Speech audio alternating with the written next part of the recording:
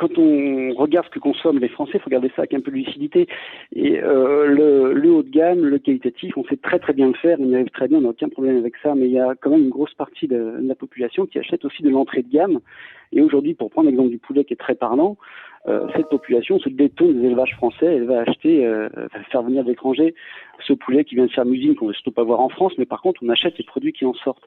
Donc là, à un moment, il y a un paradoxe aussi qu'il faudra résoudre, et soit aider les gens à payer un peu plus cher leur nourriture tant que c'est possible, mais ça va vite être limité, soit se dire comment est-ce que nous on arrivera à produire cette volaille-là en France, ou même cette charcuterie. On importe de la charcuterie d'Espagne qui a été élevée avec des céréales françaises, c'est prodigieux.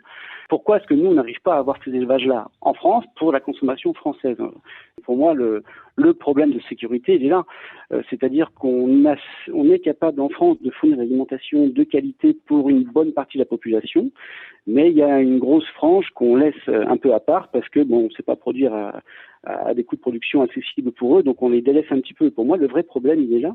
C'est qu'est-ce qu'on dit à ces gens qui ont besoin d'une alimentation pas chère? Est-ce qu'on les laisse finalement se tourner vers le poulet polonais, le cochon espagnol ou ce qu'on veut, et que nous on se contente de faire du haut de gamme?